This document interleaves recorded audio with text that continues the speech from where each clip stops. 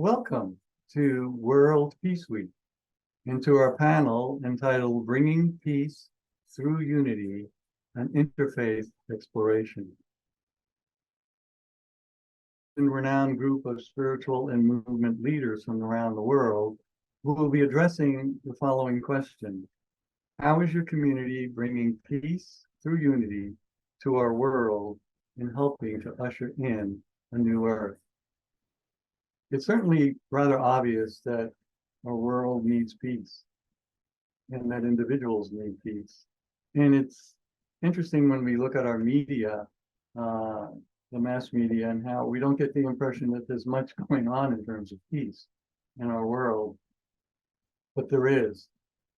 And it's really beautiful to see the kind of outreach and the programs, and there's so many of them, they're countless, and it's beautiful. So today we have a group of leaders of movements and spiritual traditions who will share with us a bit about how their community is bringing peace through unity. And moderators are Irina Morrison from Australia. She's the Unity Earth Vice President of the Unity Earth Association Australia. And my name is Yanni Maniatis, and I'm chair of the board of Unity Earth in the United States. So Irina, take it away. Thank you, Yanni. It's such an honor to be here with you all and to soak in the wisdom that we're about to receive. So without further ado, our first panelist is Reverend Deborah Mulder. She's an ordained interfaith minister committed to assisting in the transformation of human consciousness. Deborah is the founder of the Garden of Light, providing an online platform for the emerging global spirituality so that this community can be visible as a powerful force in uplifting the human spirit. So, Deborah, will you share your remarks on how is your community bringing peace through unity to our world and thus helping to usher a new earth? Thank you, Irina. I'm delighted that we're starting Peace Week with an interfaith exploration of bringing peace through unity, as I believe that unity is truly the hallmark of the next phase of human evolution that we're on the threshold of right now. We're all aware that we're in a time of great transition. Evolutionary leader Greg Braden teaches about the cycles of time predicted by ancient wisdom traditions that are converging right now. And so much of human history has been fraught with violence and oppression.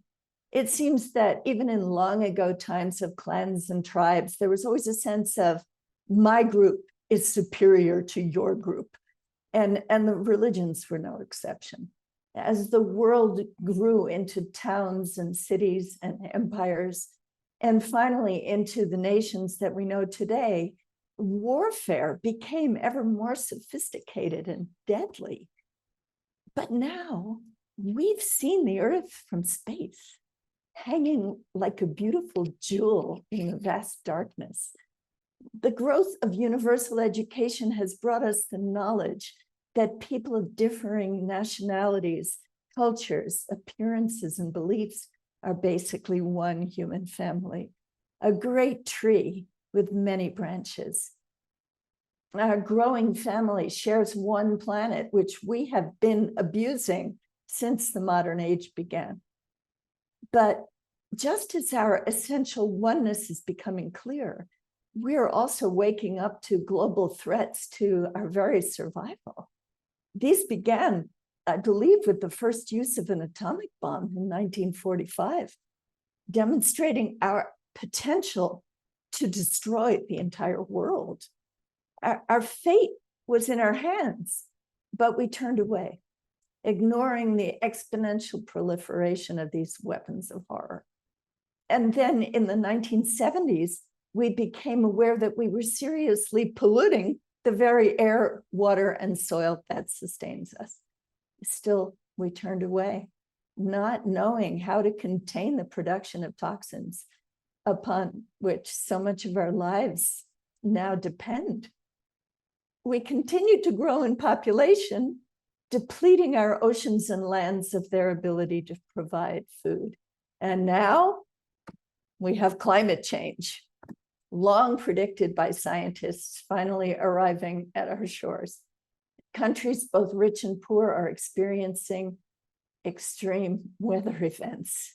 And we've all seen powerful hurricanes, typhoons, and tornadoes, devastating fire and smoke, unbearable heat, and rushing floodwaters. These do feel like biblical times, don't they? So, what are our pathways to peace? What gives us hope amid so many looming catastrophes?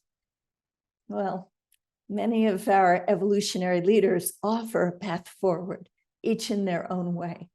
Jean Houston calls it the future human. The humanities team calls it conscious living. Irvin Laszlo gives us the upshift movement. Annalou Smitsman offers an earthwise constitution. Rick Ulfik calls it we the world. Bruce Lipton calls it humanity becoming a superorganism. Ben Bowler heads up Unity Earth, and Immanuel Kunzelman calls it the Holo movement, to name just a few of our wonderful evolutionary leaders. All of these initiatives are grounded in what Dr. Jude Curvin has dubbed the unitive narrative, and Dr. Robert Atkinson calls a new story of wholeness. So the common theme in our community is clear. We're all in this together, and this is our moment of choice. It's all about a shift in our consciousness. The first step is realizing that cooperation is far more powerful than competition, which I think we know in our hearts. The second is to recognize that everyone has gifts to give. We need the high school kid with a science project to clean up the plastics in the oceans. We need the indigenous elder who can teach us how to honor nature with sacred reciprocity. We need scientists who think outside the box, and especially those who are admitting that there's no conflict between science and spirituality. We need media that uplift and music that inspires. We need politicians and business people devoted to serving the greater good. And we need religious leaders like the ones on this program who turn their focus away from the social issues that divide us and toward their beautiful founding principles, which so many of them share. All of them teach love, compassion, justice, and forgiveness. And these leaders who offer freely their tradition's wisdom while appreciating the wisdom of other paths can help lead a global spiritual awakening. This is the road to unity, and only a heartfelt spirit of unity can heal our broken world.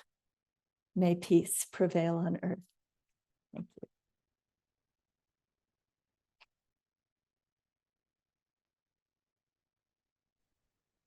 Thank you, Deborah. Thank you very much. Beautiful words. We'd like now to introduce Dr. A.K. Merchant, who is General Secretary, Temple of Understanding Foundation.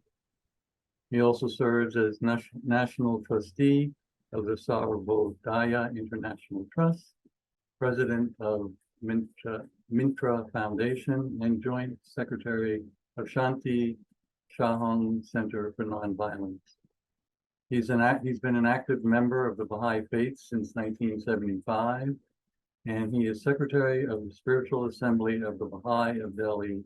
And until May 2023, he was recording Secretary of the National Spiritual Assembly of the Baha'i. And Dr. Merchant, we look forward to your reflection.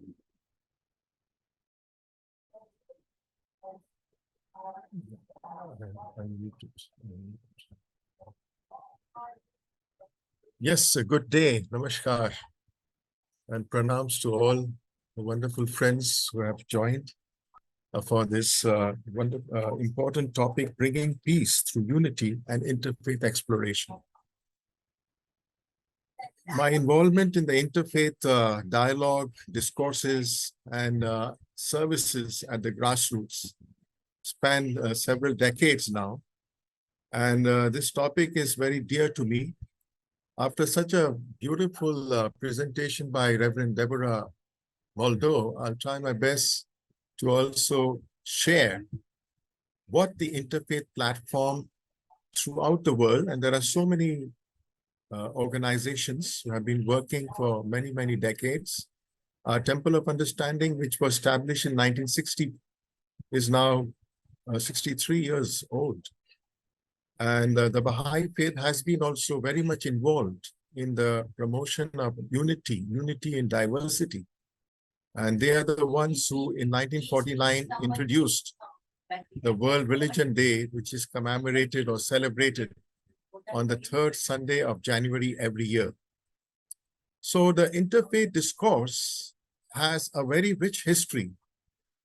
And we have learned a lot as pilgrims, as persons who have been journeying together, as persons of goodwill who aspire to make this world a better and a happier place. We are also acutely aware that our world has entered the dark heart of an age of fundamental change. And if you look at the various documents and the declarations that have emerged, that have emanated as a result of very serious and profound deliberations at each of the parliament of the world's religions, starting from 1893, which was a very historic year, when for the first time, all the religious communities were represented at one place, at one platform. And that process only gathered momentum, particularly in the last 30 years, when the centenary of the Parliament of the World's Religions was held in 1993. And if you look at the documents and the deliberations that were recorded for wider dissemination throughout the world, we notice that the interfaith discourse must address how the three protagonists that constitute the society, the three protagonists are the individuals, the institutions, and the communities. So these spaces of interfaith discourse have brought all of humanity on several occasions together to address not only how religious communities need to evolve to address the important and grim topics. In the beginning, it was largely to do with how to prevent religiously motivated violence, how to bring about better understanding through dialogue, how to disseminate the fundamental principles and the basic teachings of each of the religions in a manner that the person who doesn't belong to that religion could also appreciate and understand that there is a common thread among all the religious communities. And once again, at the recent parliament, they emphasize a great deal on that universal ethic, the golden rule. And every year, there is an Interfaith Harmony Week, which the United Nations established some years ago. It must be already now 15 years ago. And the first 7 days of the month of February are termed as the Interfaith Harmony Week. So, dear friends, distinguished representatives and leaders of religious communities, we see that the interfaith discourse has come a long way. And as we heard the words of wisdom from Reverend Deborah Moldo, she has listed the burning topics of climate emergency, the population crisis, the huge movement of masses of populations, and also the desire for developing systems of governance, of coordination, of communication that will address every man, woman, youth, and child. So at each of the parliaments of religions, I saw that there is a large amount of spaces also devoted to children's activities, to programs for the youth, to the gender justice and the gender equality. So if I, as an interfaith person and also as a member of the Baha'i community, have to address the topic of peace, I could list out 5 important subjects that need to be very urgently addressed. And we won't be able to have unity unless these issues are addressed.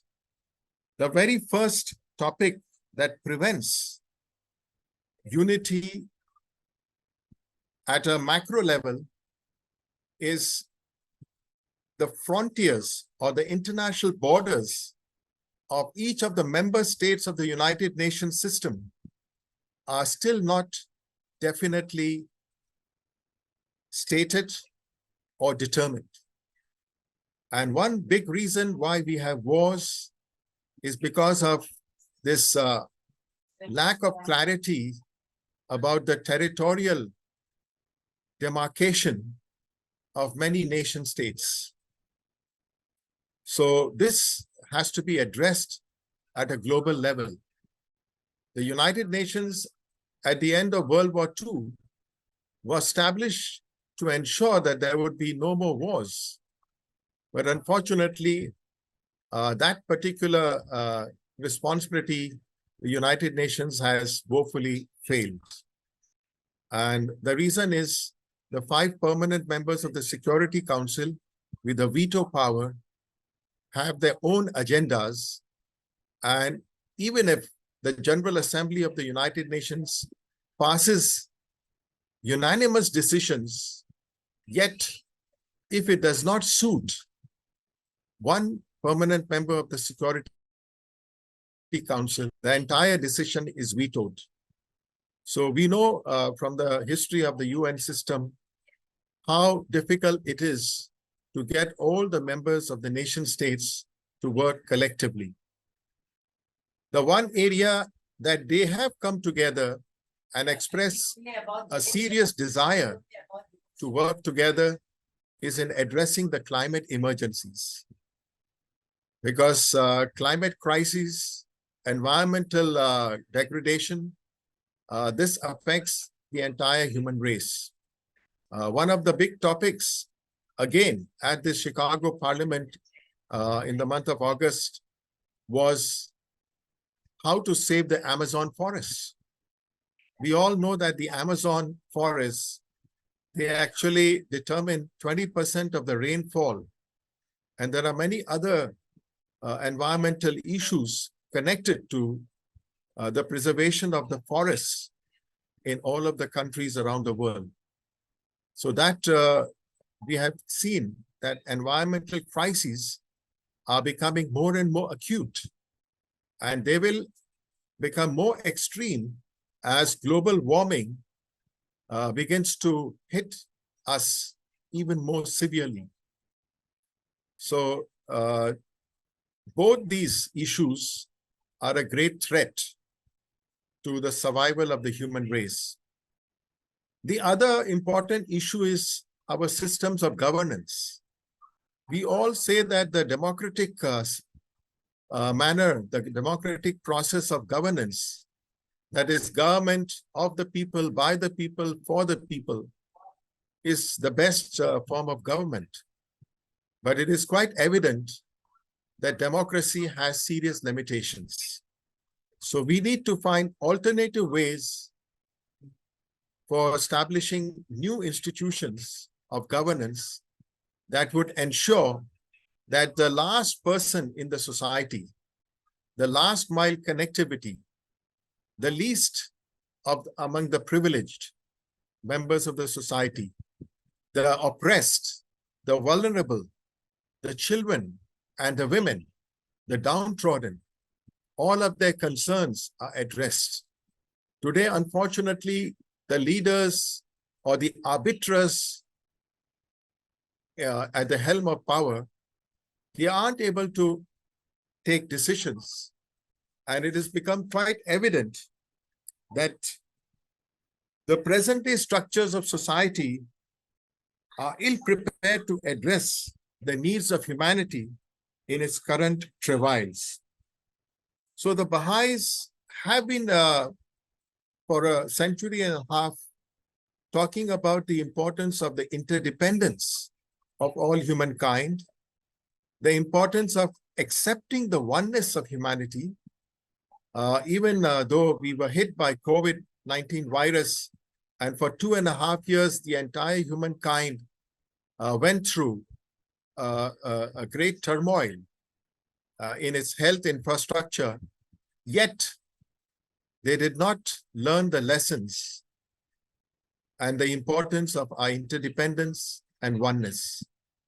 So oneness of humanity is a very fundamental principle that the Baha'is have been advocating through their service programs. And our service programs are anchored upon 4 core activities. The first is family devotionals. We feel that every family has to be encouraged, that they must take out some time from whatever schedules they have to come together and pray together. Whatever may be their belief system, but they must come together and turn to that higher intangible reality called God, Allah, Bhagwan, Ishwar, that cosmic reality, and feel themselves connected. The second is our children. Every community has to have children's classes. So we make sure that families that have children would send their children to these children's classes, where they again learn the importance of prayers. They learn to memorize different shlokas from the Holy Scriptures. They learn to appreciate each other, because every child is the light of the world, and at the same time, it's darkness. If a child is brought up in an atmosphere of positivity, of love, affection, that child, becomes psychologically strong, is able to address problems and challenges, and not go astray. The third category is the junior youth. These are the teenagers in the age group of 11 and 16. They are highly impressionable and they are acutely conscious. Oftentimes, they are extremely puzzled by what is happening in the society, the violence, the injustice. And they ask questions and they don't get answers that are satisfactory. So the Junior Youth Spiritual Empowerment Program is establishing groups of these young people. And we have a curricula which is universal in scope, which talks about the best of the values and the virtues that are embedded in every human being, and how these, when applied in our daily lives, help us to establish unity, to stay connected, to appreciate the diversity. Everybody make effort. Thank you so much. Yeah. And And the fourth category, Dr. Mergen? yeah, there's yes, Dr. I Mergen? can see there's some external. Yeah. Yeah, Also, but if the you fourth could just category- sum up within, if you could just sum up within a minute. Okay, So, yes. The yeah. fourth category is, the study circles. Because one of the very important and passionate endeavors of the Baha'i community worldwide is to be able to appreciate how science and technology on the one hand, religion and spirituality on the other, when there is a healthy interface, when there is a complementarity, they can help us to advance civilization. Because these are the two systems of knowledge which the Baha'is have been advocating and promoting, that can help humanity to solve the problems that we are facing because through spirituality and religion, we understand the purpose of our life, of why we are here on this earth. And through science and technology, we are able to discover the mysteries of the physical world. And today we have seen how every human being has seen the impact of technology, even in the remotest of village, in the poorest of the countries. Technology has impacted the lives of everyone.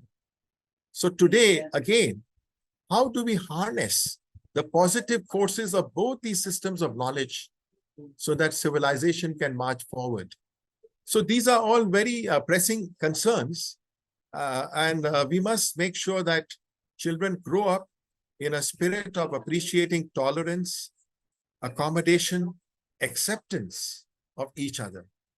And it's all linked to an educational package, which again, we are thankful that the UNESCO gave a framework, curriculum framework for the 21st century, wherein the 4 pillars, learning to know, learning to do, learning to live together, and learning to be, can become the foundational blocks for bringing about unity and helping to establish peace. Not only world peace, which is at a great macro level, starting with peace within, peace in the family, peace in our communities, peace in our nation, and peace in the whole world. So these are a few things that I'm able to share. And I believe that the interfaith discourse will go on from strength to strength, despite being hard-pressed in terms of harnessing resources, because we don't have corporates that come forward to help religious discourses or interfaith conferences. It's a lot of hard work, and it's quite a painful endeavor in being able to muster up enough resources to take this cause forward. The Baha'is have always supported, because we believe that religion of humankind is one. It is progressive and continuous.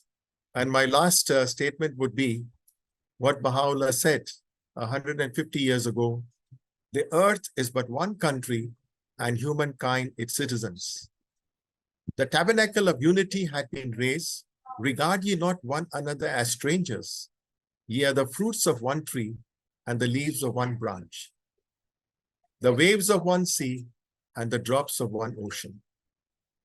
Thank you very much.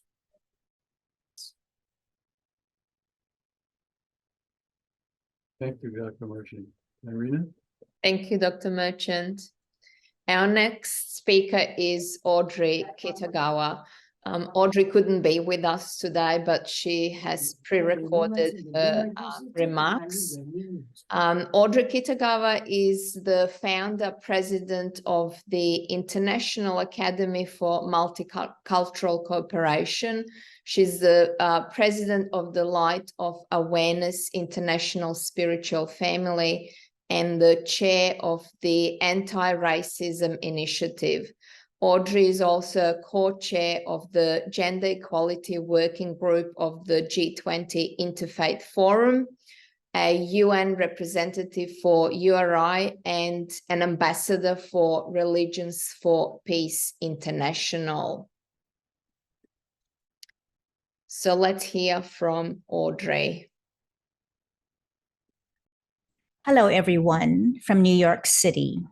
I wish to express my deepest appreciation to Yanni Maniatis and Ben Bowler for this invitation to participate in Unity Earth's Peace Week. It is a privilege to share my reflections on the theme, Peace Through Unity, and to share how my communities are helping to usher in the new Earth. The new Earth is a vision which we all hold for our future, which we must diligently work towards today and every day, so this vision can become a concretized reality.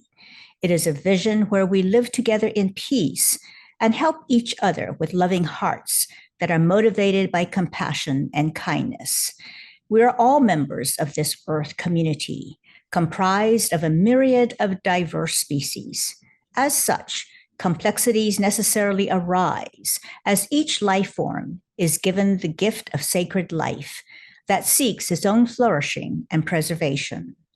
The aspect of peace through unity is therefore an important concept that we should embrace to shift our mindsets from competition to cooperation for the mutual benefit of all of our survivability.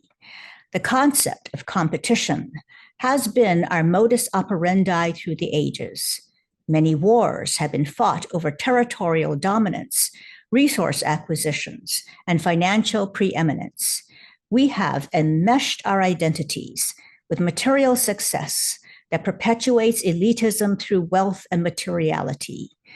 This has come at a great cost to the degradation of the earth and the ever-widening gap between the uber-wealthy and the poor. We face the existential threats of climate change, loss of biodiversity, ramping up the creation of more sophisticated machineries of war, upgrading our nuclear weapons, and have over 32 wars going on in the world right now. As the permafrosts melt and the emperor penguin communities see none of their chicks survive, they portend our own future survivability as a species as well. Our human behaviors have now created a tipping point with nature where its regenerative capacities have become severely impaired. With these vast global threats, often a sense of hopelessness and despair have settled upon us like a heavy, dark cloud. However, we were born with creative intelligence, and the profound essence of love as integral to who we are keeps hope alive as we seek out each other for inspiration and models of cooperative behavior that we can replicate in our own communities. These convenings help us to hear what groups all around the world are doing to make this world a better place. I've been asked to share about what the communities with which I am engaged are doing. The International Academy for Multicultural Cooperation, also known as IAMC for short, of which I am president and founder, provides a platform for international scholars, religious faith leaders, activists, and humanitarians to share their hopeful visions, ideas, and plans of action for a more peaceful and loving world. Our mission is to cultivate new pathways towards peace, equality, justice, and well-being through collaboration amongst people of diverse cultures and faith traditions. Our focus areas include security and sustainability, climate and the environment, human security and well-being, Indigenous peoples, women's leadership and empowerment, and diplomacy and multiculturalism.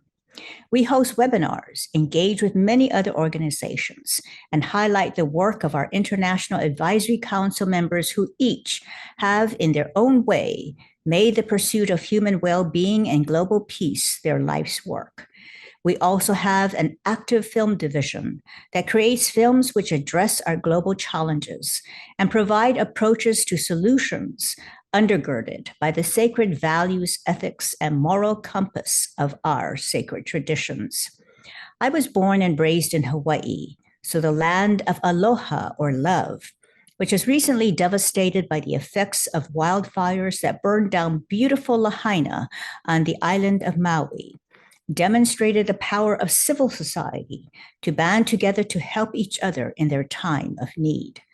When government responses were slow to help the people who were affected by the disaster, the ohana, which is Hawaiian for family, stepped up to the plate to distribute water, food, and other necessities.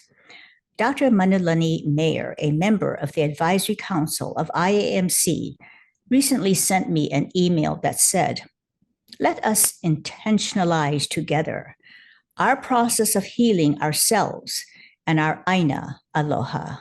Aina stands for land. Our ancestral land is a source of our strength, a point between two infinities, in between two stories, old and new. We are changing and expanding in correlation with our land. The inevitability of growth is certain. Therefore, clarity in our understanding, along with the purpose and meaning of our people, land, and values is necessary for our salvation.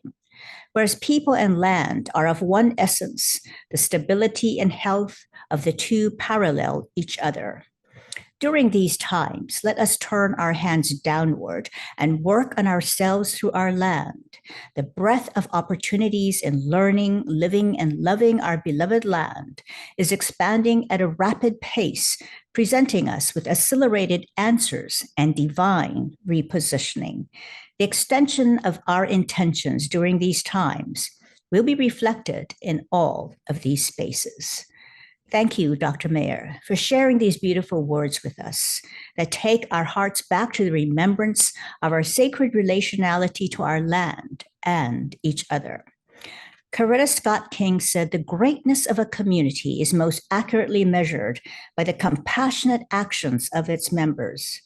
We will be called upon many times over to demonstrate our greatness in all of the big and small ways that give us opportunities to share our compassionate actions as we face together the many challenges of a rapidly changing world. May this remembrance help us to bring peace through unity. May we be guided in all ways by the divine light and love from which we were all born and to which we shall all return. Thank you so much, everyone. Thank you, Audrey. Yanni, who's our next speaker? Yes, thank you, Audrey, for sending an inspiring video. Our next speaker is Patrick Carlin, and who is a Catholic activist, organizer, and writer. And he served as the executive director of the Franciscan Network for 10 years. He also co-founded the Global Catholic Climate Movement and Catholics Vote Common Good. His writing and activism are centered on his understanding and belief through Franciscan spirituality, the connectedness of all creation in God. Patrick. Well, thank you very much. I'm blessed and honored to be here with all of you today, particularly with the group of speakers that we have here. I feel a little out of place. I'm not a theologian. I'm an activist. I'm more likely to be getting arrested and going to jail than I am to be speaking about theology or things like that. So I am blessed to be here. As Yanni had mentioned, my spiritual faith tradition is Catholic Franciscan. That's my community. And today we're discussing the question of how is your community bringing peace through unity to our world and thus helping to usher in a new earth? It's an interesting question. But I think to answer this in a meaningful way, we first have to reflect on what we mean by community. Throughout our history, the term community has meant many, many things. It's been used, it's been used both good and bad. It's been used to bring us together and to separate us. It sometimes defines who is in and who is out. Communities used to be more defined by where you live and what your spiritual faith tradition is. They tended to share the same story. Several hundred years ago, you were most likely born and spent your entire life in that community. Now, with the advent of mass transportation and social media, our community is not limited by geography or traditional beliefs. I was recently at a grocery store. I was buying a package of gluten-free vegetarian burgers. I noticed on the package an icon with a message, scan here to join the Beyond Meat Facebook community.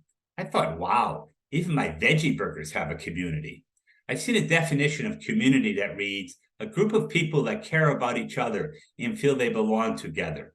This sounds very nice and very altruistic. But if we use this definition to create our new earth, then we are simply falling into the same trap that our predecessors did in creating the old earth. We're starting from the concept of anthropocentrism, human-centered earth. The late 20th century Catholic priest and visionary thinker Thomas Berry wrote, "We will go into the future as a single sacred community, or we will all perish in the desert." Tom Berry wasn't talking about how we practice our religion. He wasn't suggesting that we all become Catholic or Muslim or Hindu or whatever religious practice. He was talking about a spirituality of oneness, the interconnectedness of all creation. Berry followed a long line of visionary spiritual thinkers from all religions who taught and lived a spirituality, not of separation, but of oneness. Folks like St. Francis of Assisi and the early 13th century Muslim Sufi visionary Shams Tabrizi. I can find mystical visionary thinkers throughout our entire history in every religious tradition who tell us about a spirituality of oneness. I don't know, it's just a thought, but maybe we should start listening to them. Today, we see our churches as being fueled by theologies of separation, shame, punishment, and damnation.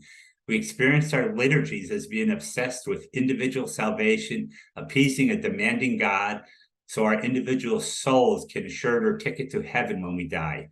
We encounter our institutions, our communities, as being more concerned with their own power and privilege and survival than with the common good.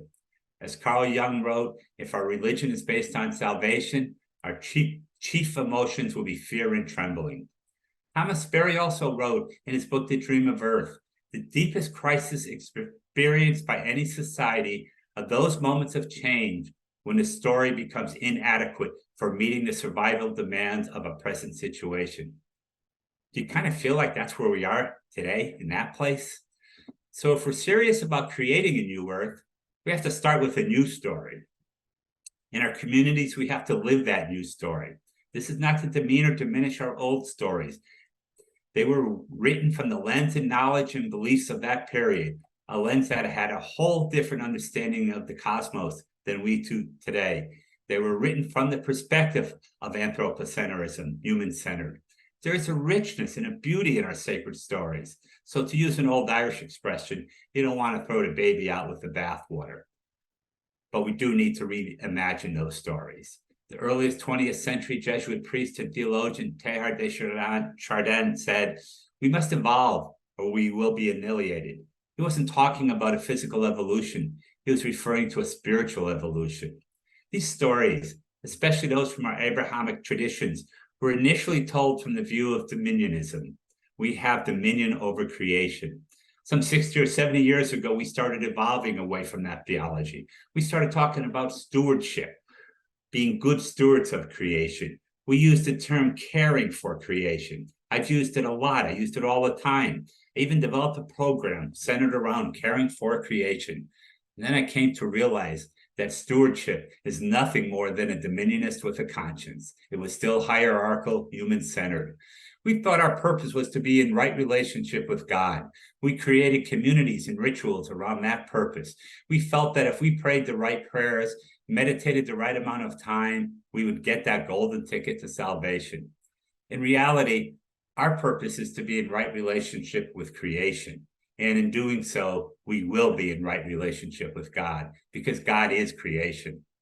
The irony is that through science, especially through quantum physics, we are starting to understand what our spiritual mystics knew all along. We are all part of the oneness. We are all interconnected. So if we want to go back to the question of what we can do, we can start by reimagining and retelling our stories. We can retell them not from the human-centered perspective, but from the understanding as the earliest 13th century Franciscan theologian and philosopher John Duns Scotus described the univocity of being, the sacredness of everything, and our connection with everything. Only when we start to tell and live our stories from that perspective and with that understanding will we then begin to create a new earth. Thank you. Peace and all good.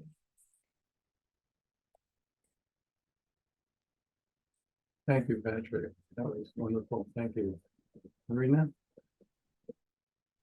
Our next speaker is Sadhvi Bhagawati Saraswati, or Sadhvaji. Sadhvaji is a spiritual leader, motivational speaker, and social activist. She's based in Rishikesh, India, and she's also Secretary General of Global Interfaith WASH Alliance, as well as the President of Divine Shakti Foundation. Sadhvaji is an author of #1 best-selling memoir, Hollywood to the Himalayas, A Journey of Healing and Transformation. Sadhvaji also couldn't be here couldn't be with us today, but she has sent the video message to share. So let's hear from Sadhbhaji. On the importance of unity in peace. As long as we feel separate from each other, we're never going to have real peace. Yes, we can be nice to each other temporarily. Yes, we can tolerate each other temporarily. But in terms of a peace that is deeper, more sustainable, more lasting than just tolerating each other, and especially in terms of a peace that extends into co-creating a sustainable world, we need to realize we are not separate. There is no place any of us ends and the other begins. There's no place we end and Mother Earth begins. One of the most beautiful, beautiful teachings of spirituality is this awareness that actually we are one. We have been created not just by the Creator, but of the Creator, which means that that Creator, that divine, whatever word, it doesn't matter, however you connect with the divine, but that Creator, that divine presence, that soul, spirit, consciousness, love, truth, whatever word we use, that is the core of who I am. And it is the core of who you are. We're here in different packages, different sizes, different shapes, different colors. We were manufactured in different cities of the world in different years and colored in different ways and therefore given different experiences. But at the ultimate core, we are the same. And on a deep spiritual level, that's actually our highest goal, is to be able to see the self, the capital S self, in others. When we serve, when we do seva, which is considered, one of the greatest spiritual practices, this practice of karma yoga, letting every action be in the service of union, letting every action be that which arises out of union. Because yoga, the word actually means union. Karma, the word actually means action. So karma yoga is action that arises out of the awareness of our union, and also action that leads to greater awareness of union. So when we do our seva, our selfless service, this karma yoga, it's not about, me as the great humanitarian over here, helping you who's the poor one over there. It's not about me who has giving to you who don't have. It's actually about me serving myself in you. The empty stomach I am feeding might sit in your body, but it is me. And that's the foundation for real seva, for real karma yoga, is that awareness. I'm not serving you. I'm serving self. That same spirit that flows through me, that same divinity, that same soul, that same consciousness, that same oneness that flows through me, flows through you. So in the same way that I feed my tummy or scratch my arm or take care of my body, I take care of you because we are one. And in terms of our foundations, our work, well, at Paramarth Nikethan, in Rishikesh, India, on the banks of Mother Ganga, the Ganges River, in the lap of the sacred Himalayas, each evening in our sacred Arti ceremony, this lighting ceremony that we have on the banks of the Ganga, led by His Holiness Pujaswami Chidananda Saraswati Ji, my guru and the head of Parmarth Nikathan. As he leads us in that ceremony, each evening we actually speak to all of the many hundreds and many thousands, many hundreds minimum, many thousands and thousands on full days. We speak to the people gathered and remind them every night that as we are here worshiping, celebrating, praying to the Creator, simultaneously we pledge to protect and preserve the creation. And so that union of Creator and creation. And we remind people every night, look around you. Look at all of these people of different colors, different races, different religions, different nationalities. We are one as one family. And we remind everybody that this is one family, that we are not separate. Not separate from each other, not separate from the sacred Ganga, not separate from the trees, not separate from the blades of grass, not separate from the air,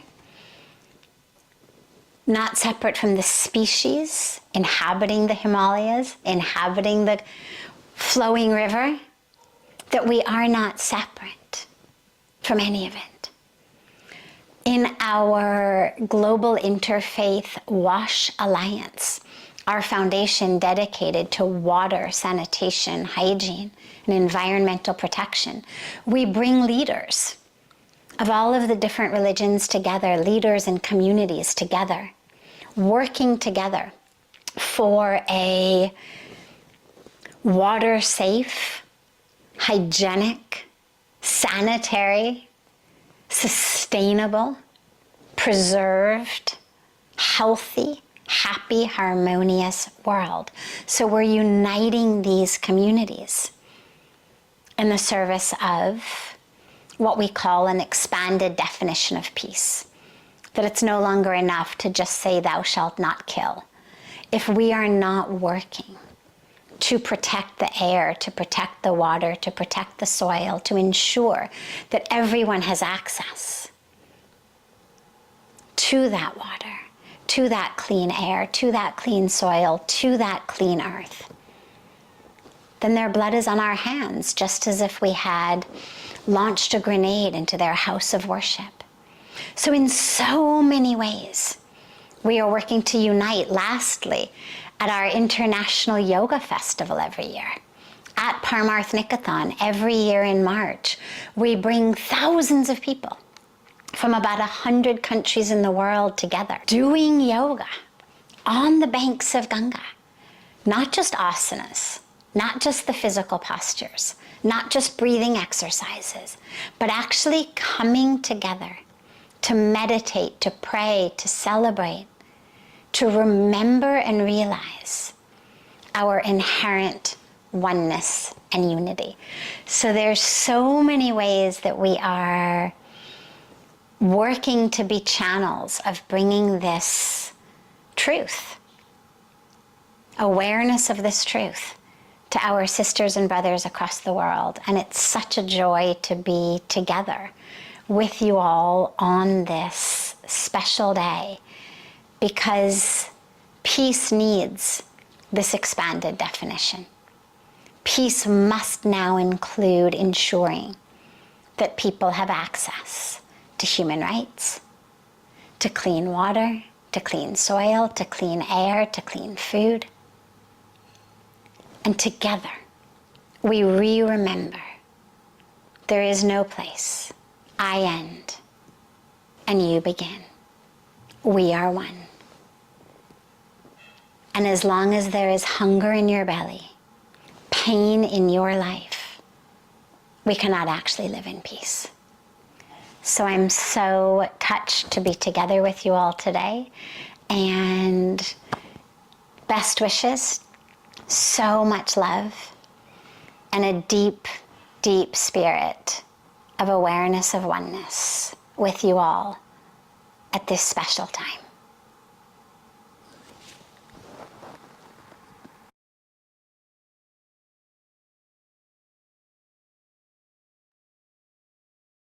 Thank you, Savaji. We appreciate that video very much.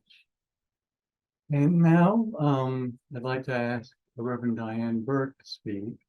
And Reverend Burke is a visionary spiritual leader, author, and educator who has dedicated her life to guiding others on their inner journeys. As founder and spiritual director of One Spirit Learning Alliance, an interspiritual educational organization, she has inspired countless individuals to live lives of purpose, meaning, and service. With a background in psychology and a deep understanding of diverse spiritual traditions, Diane seamlessly bridges the psychological and spiritual realms to offer transformative teachings, spiritual inspiration, and companionship on the journey of awakening. Her compassion, wisdom, and commitment to service have made her a respected figure in the field of spiritual development. Diane, we look forward to your comments.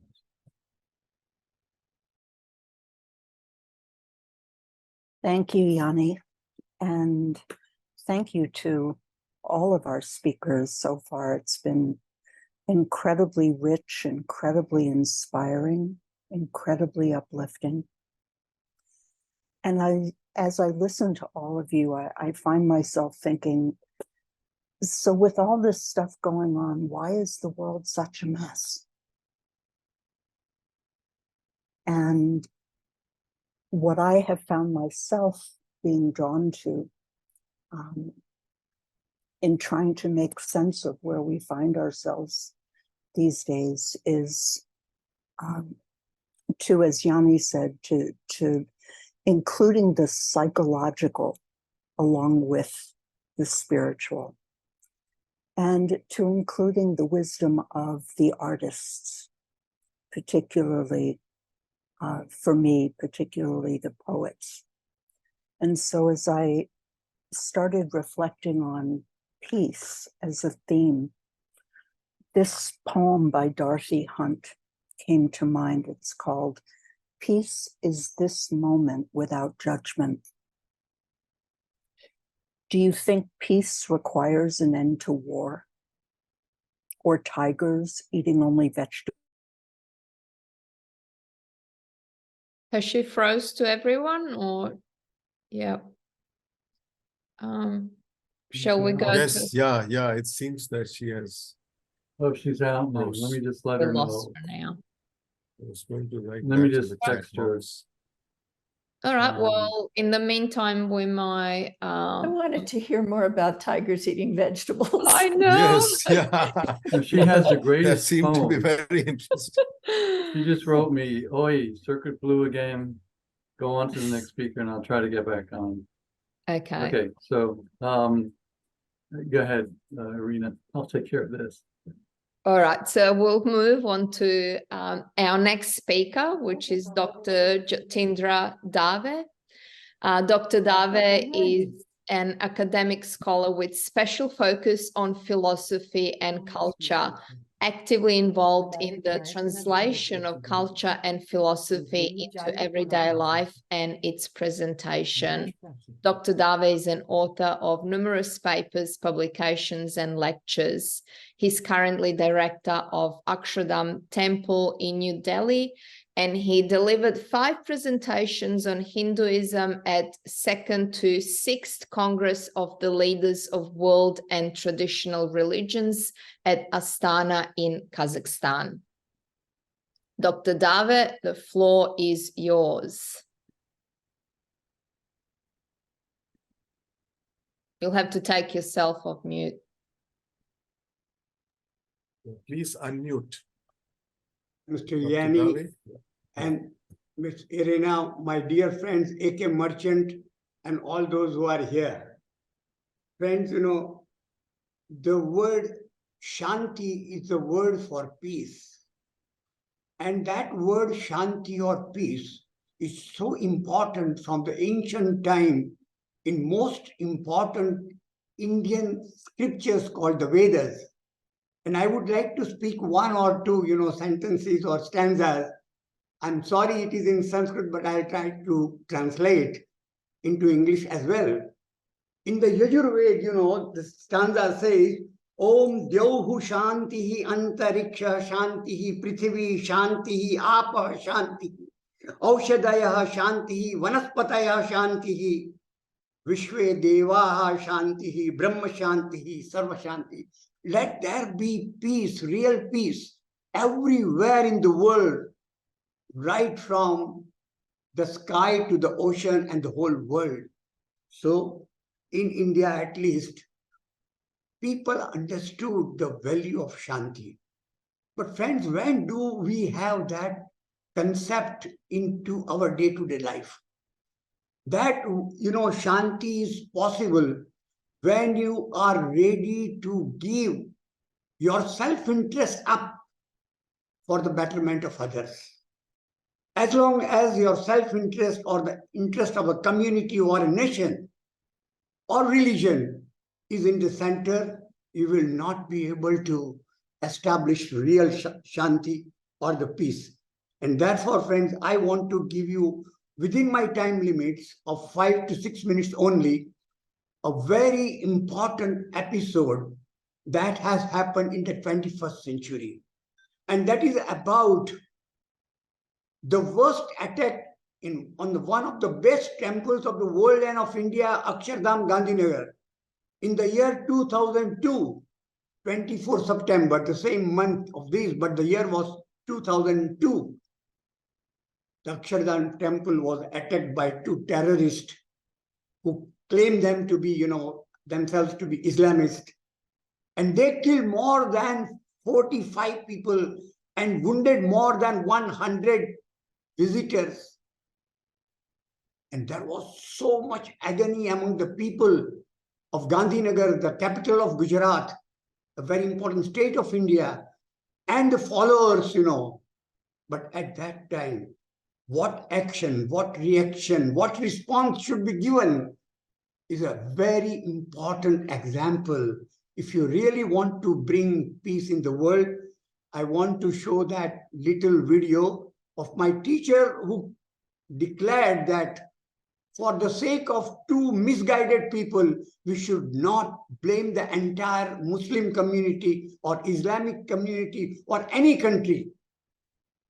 And when, the Indian Defense Forces people that came, the whole evening to the next day morning, they tried to find out the terrorists. They found them out. They killed those 2 persons. And when, it was a ceremony to put the holy water and to pray for all those who were killed, my teacher also prayed for those killers, those terrorists, and prayed to God that in the next birth, at least they should not be misguided. Let's have that video film if we can. Can you start that video or shall I have to start from here?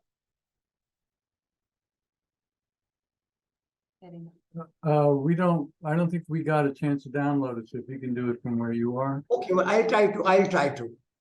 Yeah. 1 second. Okay. Irina, do you have it?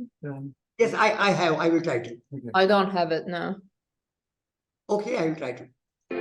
आतंकी हमले के समाचार सुनते ही स्वामी जी तुरंत भगवान के नाम स्मरण में मग्न हो गए। उन्होंने कहा, भगवान से प्रार्थना करते हैं कि अधिक हिंसा ना हो और आतंकवादी जल्द ही पकड़े जाएं। साथ साथ सारंगपुर में संतों हरिभक्तों को भगवान के समक्ष प्रार्थना एवं नाम स्मरण करने का आदेश दे दिया। धार्मिक स्थल पर हुए इस हमले से समाज में सांप्रदायिक वैमनस्य और आक्रोश उत्पन्न होना स्वाभाविक था, परंतु प्रमुख स्वामी महाराज ने प्रसार माध्यमों के द्वारा फौरन राज्य और देश के हित में शांति की अद्भुत अपील की।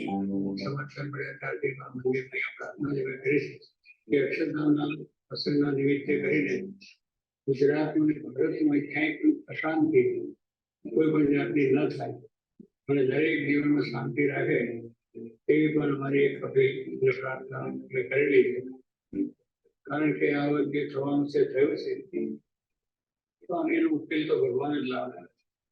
स्वामी जी ने प्रजाजनों को प्रत्याघात में नहीं, प्रार्थना की ओर प्रेरित करके संत के आधारभूत सद्गुण, सहनशीलता और सहिष्णुता को आज प्रत्यक्ष कर दिए। दिनांक 29 सितंबर को स्वामी श्री ने अहमदाबाद की सिविल हॉस्पिटल में प्रत्येक घायल व्यक्ति से मुलाकात ली, सभी को आश्वासन दिया, उनके आंसू पूछे। हर धर्म, हर वर्ग का स्वागत करने वाला अक्षरधाम मंदिर शांति का स्मारक है। इस तनावपूर्ण स्थिति में भी स्वामी श्री ने शांति और प्रेम भावना को बनाए रखने के लिए प्रार्थना को ही ब्रह्मास्त्र बनाया। हाँ, अक्षरधाम परिसर में आयोजित शांति और श्रद्धांजलि सभा में 30,000 से अधिक लोग इस अभूतपूर्व प्रतिभाव के साक्षी बने। ये सभा इतिहास के स्वर्ण पृष्ठों पर प्रमुख स्वामी महाराज की क्षमाशीलता की अद्भुत मिसाल बन गई। And it's one thing that I've learned to talk about peace and acceptance. It is another to do the work of God. And when the temple was attacked, Swami took the strong position, the hard position of bringing peace, not violence, of stopping the cycle from my family to your family, to Swami. Thank you for everything that you do. बात है 25 अप्रैल 2007 की, जब European union के स्वर्ण जयंती अवसर पर doctor कलाम को भाषण देने का निमंत्रण दिया गया था। डॉक्टर कलाम अपने प्रवचन में प्रमुख स्वामी जी के द्वारा दिए गए मानवता और नैतिकता के मूल्यों को दोहराना चाहते थे, किंतु उनके मन में घबराहट थी। क्या मैं अपने विचारों को व्यक्त कर पाऊंगा? क्या वे लोग मुझे सुनेंगे? प्रमुख स्वामी महाराज का स्मरण करते हुए जब उन्होंने प्रवचन का आरंभ किया, तब Now what we need is a carrier of eternal goodness and wholesomeness in human contact, which is called righteousness. Righteousness. As we say in India, where there is righteousness in the heart, where there is righteousness in the heart, there is beauty in the character. When there is beauty in the character, there is harmony in the home. When there is harmony in the home, there is harmony, there is an order in the nation. When there is order in the nation, there is peace in the world. पूरी संसद ने standing ovation देकर कलाम साहब को बधाई दी। Mr. President Abdul Kalam, in the name of the European Parliament, I want to thank you for this important and inspiring speech. This was one of the most extraordinary speeches we have ever heard. European union के प्रमुख ने कहा कि mister कलाम, आज आपका भाषण भगवान प्रेरित था। तब कलाम साहब को प्रमुख स्वामी जी की वो मुलाकात याद आई।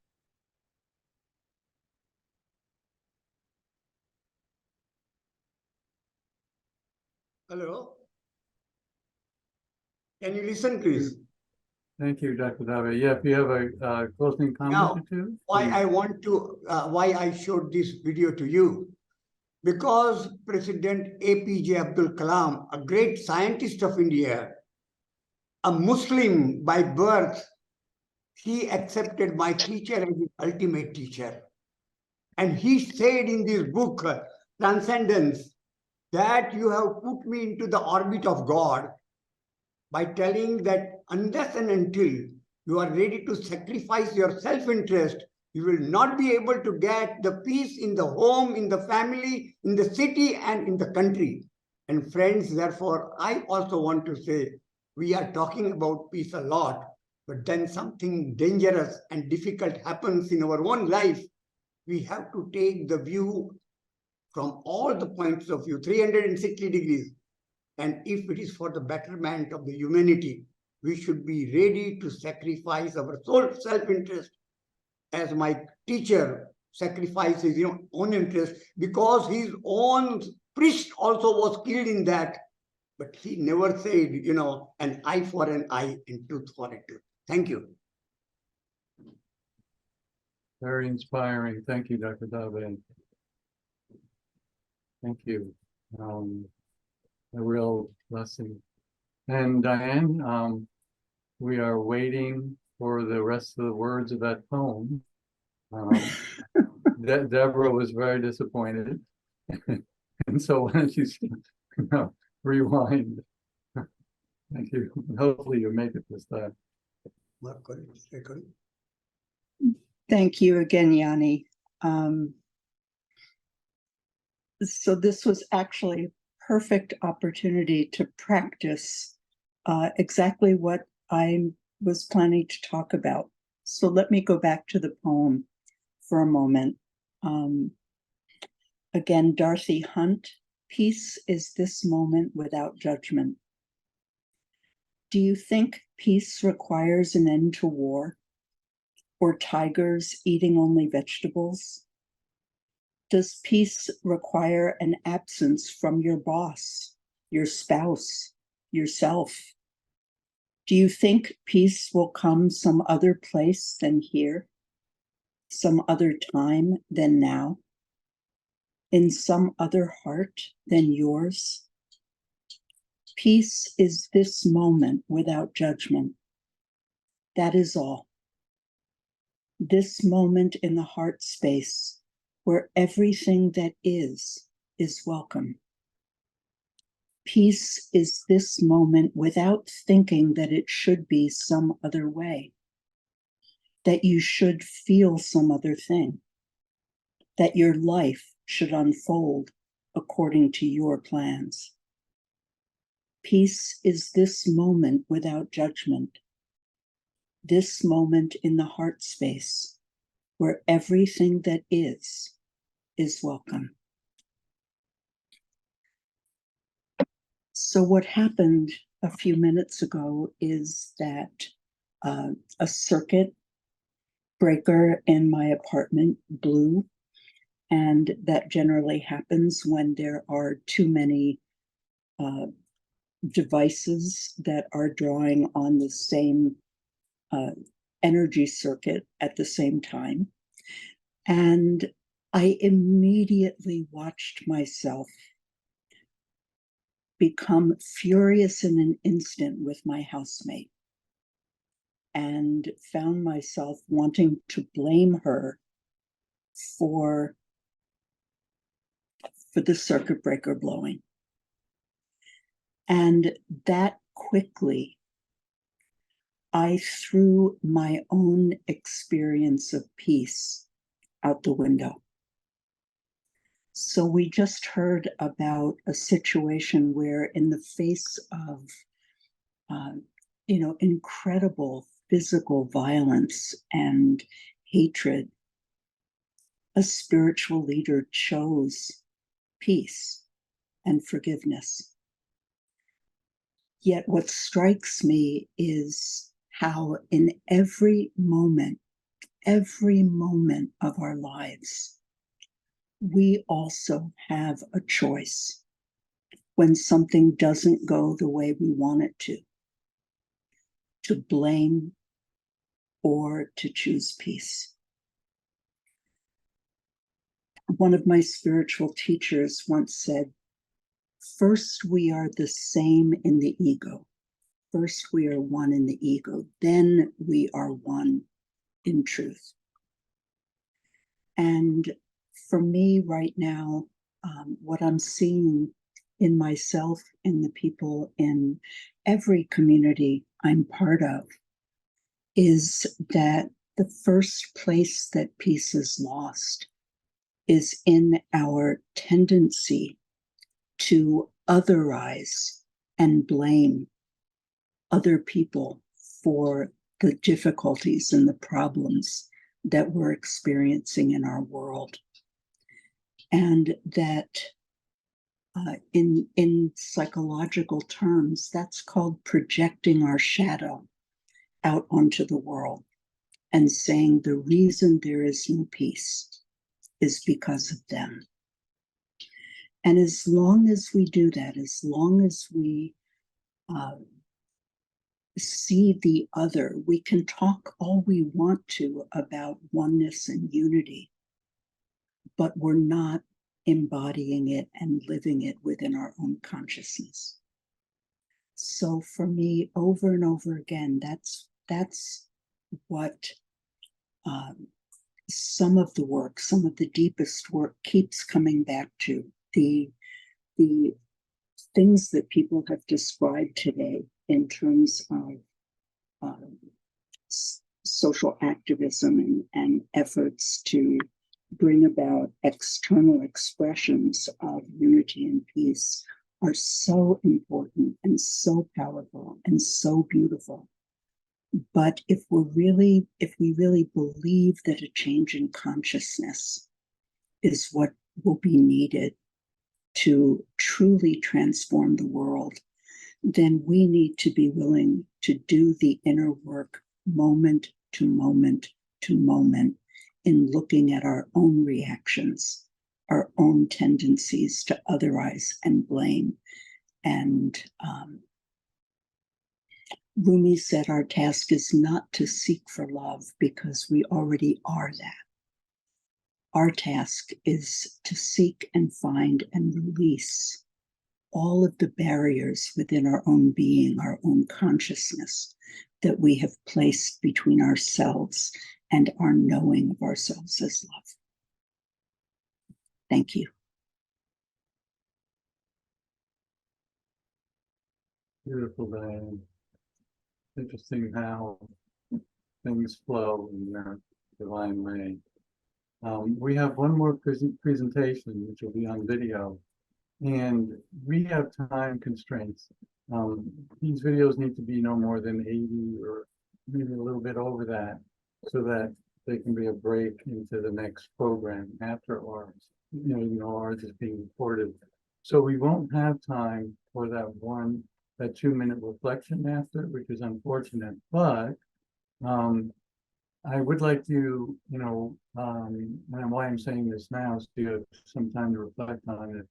If you could think of a word or a sentence that you wanted to kind of just offer in closing, and I really would have to keep it to that, because we're simply going to have a technical problem if we don't do that. Just give some thought to what you might want to share with everyone, and a word or a sentence, and I know that's not much, but we don't really have time to do more than that. So I would like, though, to introduce Dr. Mahinder Singh, and we'll play his video. Dr. Singh is Professor Director at the National Institute of Punjab Studies in New Delhi, and is a well-known interfaith leader, having represented the Sikh tradition during interfaith meetings at the Vatican, Canterbury, Tokyo, and other conferences.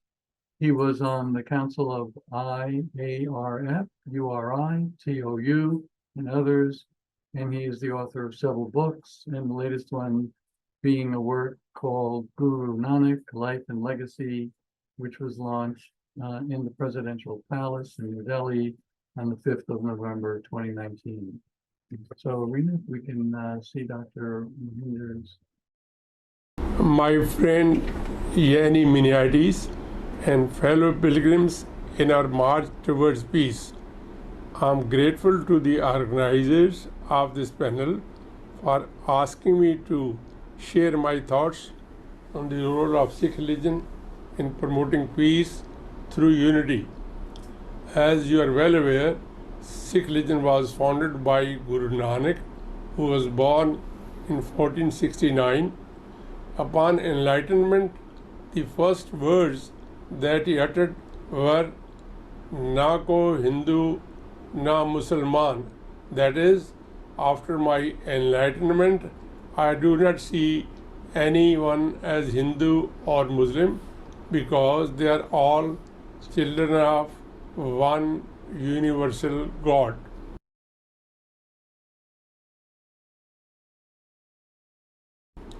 To share his message of unity, Guru Nanak visited various places and met sages and saints from other traditions, and he believed that dialogue is very important. and for having a real dialogue, he believed that initiative should be with the other person. He said, which dunya jab lag rahi hai nanak kich suniye kich kahiye. That is, so long as we live in this world, we should listen to others before uttering our own sermon. That was his model of interfaith dialogue.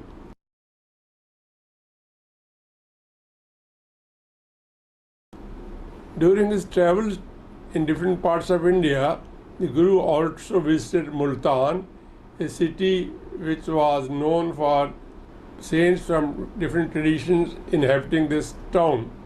The local saints offered Guru Nanak a bowl full of milk. The message was, there are already many saints, there is no more place to accommodate a new entrant. Guru Nanak did not enter into any debate with them, but quietly placed a petal of jasmine in the bowl, indicating thereby the way this petal doesn't disturb, doesn't take any additional place. I and my followers will coexist with members of other faith without disturbance society. Now, because of this vast means of communications, the world has become a global village, and it needs more and more of interfaith dialogue. Now, the Guru, after completing his journeys called Udasis, settled in a village and named it as Kartarpur, that is, city of God. It was here that the Guru put into practice his teachings of equality. This was a commune where everyone, including Nanak himself, will get up early morning. After ablutions, they will collectively say the morning prayer, then eat meal in the community kitchen, and thereafter they work and plough the field. It's interesting to note that Guru Nanak, in spite of his old age, was himself cultivating the land. That is the message that he gave, that work is important. Now, the institution of Langar was started by Guru Nanak, and this was strengthened by his successive Gurus, because it is only through serving meals that you demonstrate compassion and equality. For sharing Guru ka meal, you have to sit in one line at par with each other. There is no one high, no one low. The tradition says the Emperor Akbar went to meet the Guru, and he says, before having an audience with me, you have to sit and take meal in the langar along with the nobles and servants, all in one line.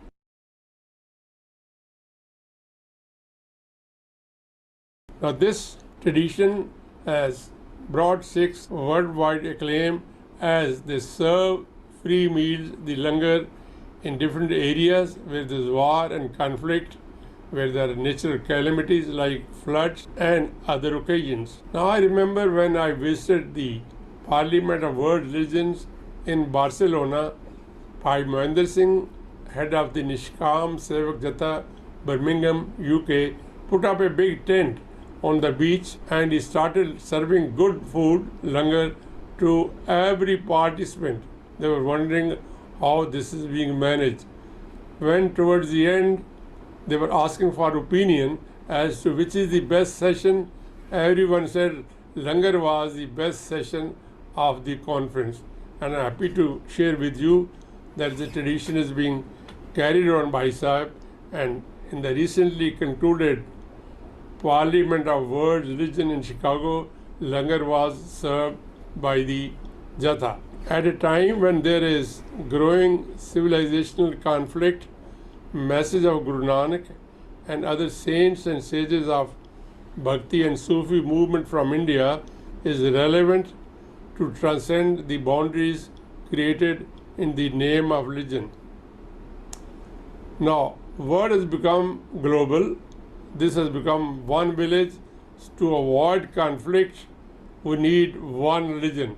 And you will wonder which is going to be that one religion for whole humanity. I will not say it is Sikhism, but I like to quote from the Sikh scripture, Sarab Dharam Mein Shresh Dharam, Har ko naam jap nirmal karam. That is the religion he recommended. That is, of all the religions, the best religion is remembering God and doing pious deeds. Thank you.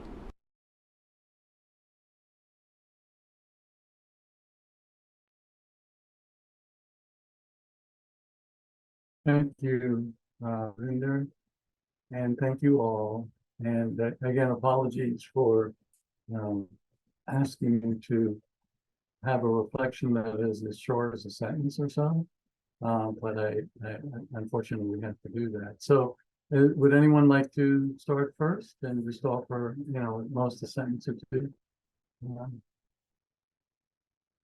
Well, I would like to say that, may I? Go ahead, Dr. Murthy. So You had your wonderful. hand up first.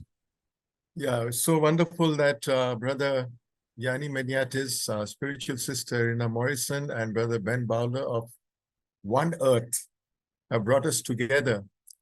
We are all endeavoring, along with other kindred souls, to appreciate the copious blessings of the benevolent Lord to make this world a better place, a united place, and a happy place. Thank you. Patrick, I think I saw you. I did. I'll close with just a quote I used in my talk from Thomas Berry. We will go into the future as a single sacred community, or we will all perish in the desert. Thank you. Any, Diane? Oh, you're on mute, Diane. You're muted, Diane.